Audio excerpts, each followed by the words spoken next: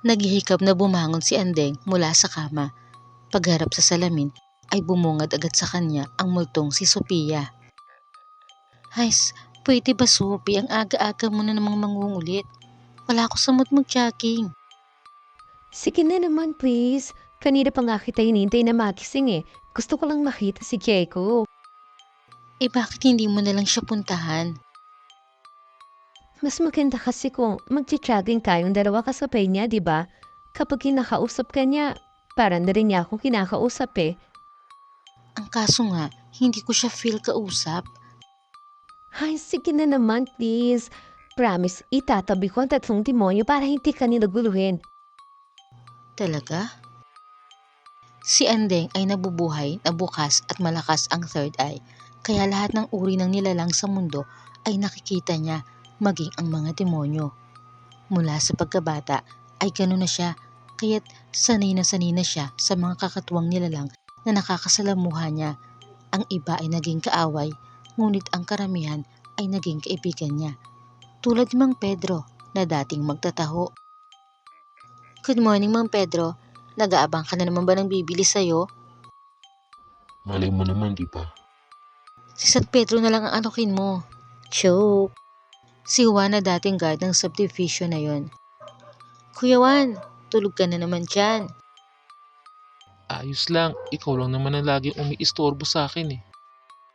Baka nakakalimutan mong namatay na rin ang president ng homeowners. Siguradong tatalakan ka na naman nun. Naku, oo nga pala, ayan na siya, papalapit na. Sabihin mo hindi mo ko nakita, nag-grooving ka mo ako. Tanteng, tara na. Ayun si Checo oh. Alam mo, nagmumukha akong flirt dahil sa'yo. Pwede ba, kalimutan mo na si Diego? Dahil kahit naman nung nagbubuhay ka pa, dead mo lang siya sa'yo eh. Mukhang kailangan ko na nga talaga siyang kalimutan. Tignan mo, may babaeng sumabay sa kanya sa pagja-jogging. At yung ngiti niya, ngiting winner. Tara na, Andeng. Umuwi na tayo. Sandali, Sophie. Parang pamilyar sa akin ang multong yun ah. Kilala ko siya. Si Ira. Yung maganda na mahinhin na Paladin Muse na nakatira doon sa pangatlong kanto. Oo, tama. Yung ang boyfriend niya ay anak na negosyante, gwapo at palagi silang nakamotor. Aha! At isa na rin pala siyang multo. Ibig sabihin, namatay na siya. Tayo na, Sop. Napatingin siya sa akin. Nahuli niya ako nakatingin sa kanya. Tara na. Nasa kaimbingan ng tulog si Andeng nang maramdaman niyang merong nakaupo sa gilid ng kama niya. Sophia, di ba sinabi ko naman sa'yo kapag natutulog ako ay wag mo kong iistorbohin? Walang tugon. Idinilat ni Andeng ang isang mata niya. Bigla siyang napabalikwas ng bangon dahil hindi si Sophia ang nakaupo sa kama niya, kundi ang multo ni Ara. Teka, anong ginagawa mo rito? Sabi ko na nga ba nakikita mo ako. Kailangan ko ng tulong mo. Tulong? Anong klaseng tulong? Bago yun. Ako nga pala si Ira. Nakikita na rin kita dati. Pero hindi kita kilala sa pangalan. Andrea. Pero Anding ang tawag nilang lahat sa akin. Anding, sana matulungan mo ako. Alam mo kasi, nakakakita lang ako ng multo. Pero wala akong kakayahan na magbalik ng buhay. Alam ko, gusto ko lang naman na sumaya ulit ang BF ko. Mula kasi nang mamatay ako, parang na-depress na siya. Ha? Bakit? Kailan ka pa ba namatay? At ano ang ikinamatay mo? Naaksidente kami sa motor. Mga 2 buwan na ang nakalipas. Himalang nabuhay pa siya. 2 buwan? Kaya pala hindi ko na kayo nakikita. Handeng, 2 buwan na rin siyang laging tulala at nagkukulong sa kwarto niya. Ayokong humantong pa siya sa pagpapakamatay. Kapag hindi na niya nakayanan ang depresyon, kailangan may tao na makapagpasaya ulit sa kanya. Naku may kaya sa buhay ang boyfriend mo. Ako, ang kaya ko lang ay magtinda ng kung ano-ano sa mga kapitbahay at sa ibang lugar. Halika, tumingin ka sa salamin. Nakikita mo ba ang itsura mo? Ang layo ng ganda mo sa akin. Papaano ko mapapasaya ang boyfriend mo? Baka mas magustuhan pa niya ang paninda ko kaysa sa akin eh. Tama, alukin mo siya ng paninda. Mahilig siya sa lumpiang sariwa. Hindi niya yung matatanggihan. Teka, tanungin mo naman muna ako kung may BF ba ako na magagalit o kung gusto ko bang palitan ka sa buhay niya. May BF ka ba? Wala. Gusto mo bang palitan ako sa buhay ng boyfriend ko? Ayoko nga. Ando na ako, gwapo siya, pero hindi mo naman siguro ako kailangan palitan sa puso niya. Kahit na mapasaya mo lang siya o maalis mo lang siya sa sitwasyon niya ngayon. Kahit kaibigan lang. Okay, GFX. Kaibigan, check. Pero bigyan mo muna ako ng time na pag-isipan, okay? Babayaran kita. Sa secret drawer ko, may naiwan ako rong pera. Ipon ko yun.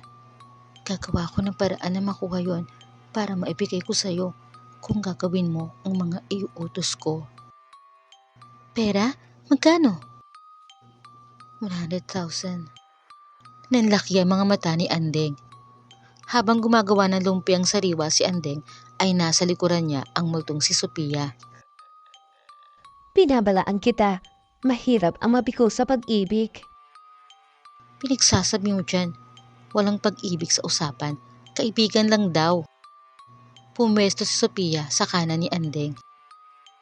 Makikipagkaibigan? Hanggang saan?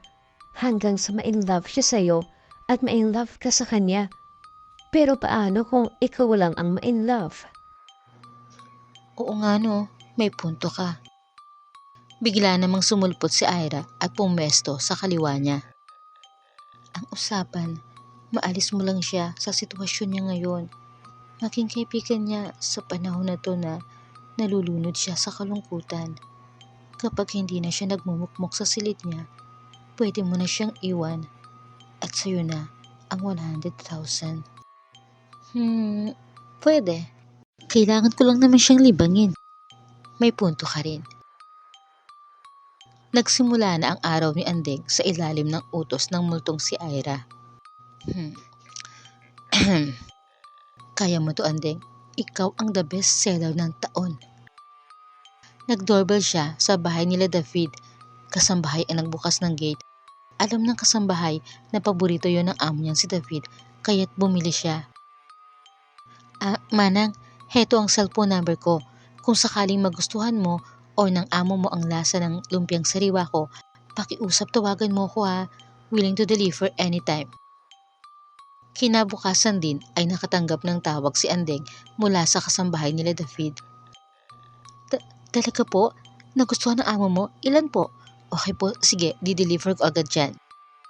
Lumapit sa kanya ang multong si Ira. Sabi ko sa'yo, magugustuhan niya eh. Oo nga eh. Kaya lang, kung lagi namang si Manang ang tatanggap ng lumpia ko, paano ko magagawa ang misyon ko sa BF mo? Kilala ko si David. Kapag nagustuhan ng panlasa niya, uulit-ulitin niyang kainin at aalamin niya kung sino ang nagtitinda. Maghintay ka lang. Ganun? Okay. Nang mag-doorbell ulit si Andeng, ang inaasahan niyang magbubukas ng gate ay ang kasambahay. Nagulat pa siya nang mismo si David ang bumungad sa kanya. Nagtama ang mga mata nila. Napalunok si Andeng dahil noon lang niya nakaharap ng malapitan si David na dati dumadaan lang sa paningin niya sa tuwing magmomotor ang kasi Ira. Hindi niya maiwasang kabahan.